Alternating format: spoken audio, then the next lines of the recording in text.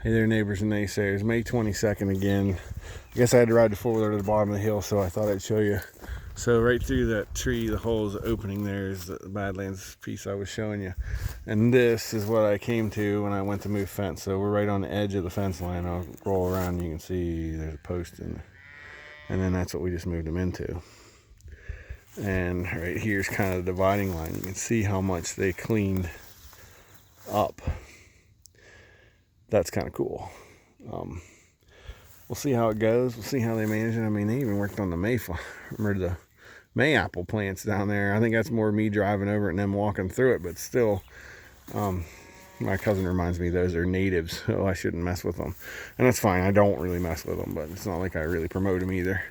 But look at that. Look at what they did. And you can see the edge where that brush was. They cleaned it up.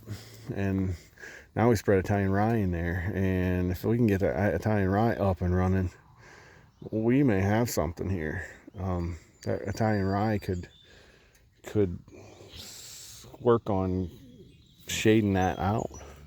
We could reclaim this with grass. Wouldn't that be cool? I guess I had one more thing to talk about. This is kind of a, I don't know. To some it's pretty, to some it's ugly. This is the ugly part of the farm, but it's ours and we love it. See me building this fence straight up over this hill. It's a fun time, but I do it all the time. The other day I had a thought. I guess I'm gonna do this and walk while I'm doing it.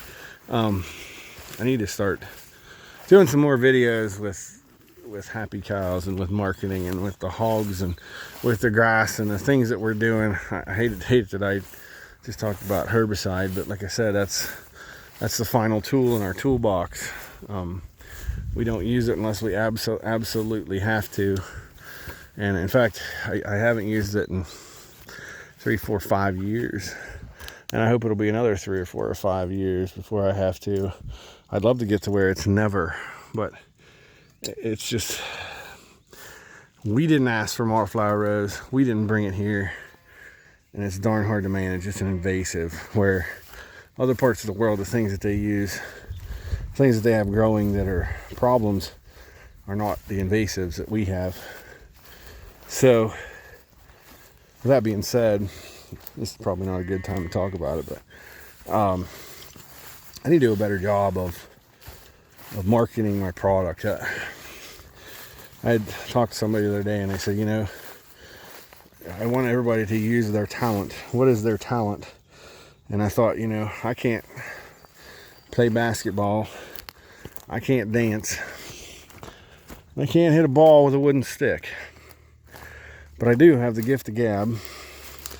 And I do have the ability to talk to people and talk about the things that we do.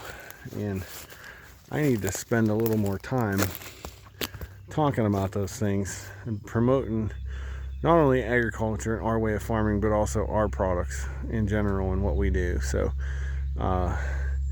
we could talk all the time about how we're different than other operations, than other conventional operations.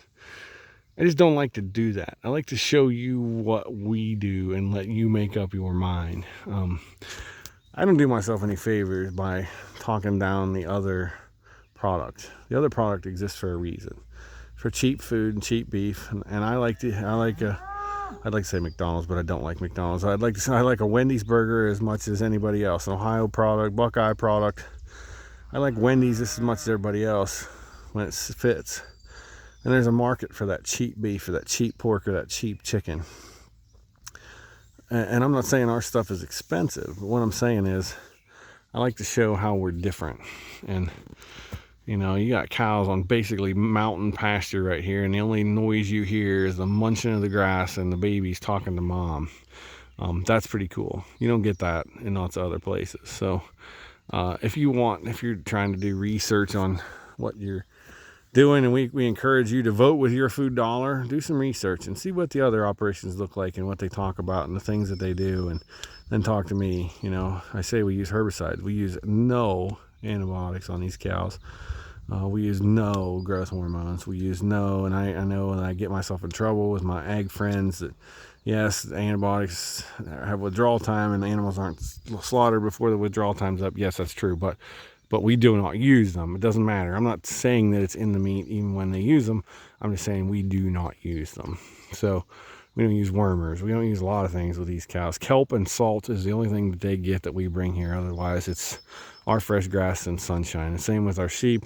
The cows, of course, or the hogs, of course, get grain that we buy in, and we really can't control the quality of that, but we can control their quality of life. So that's kind of a cool picture. If you can see Lenny kind of poking up there, that's the herd bull poking up, looking at me, wondering what I'm doing down here.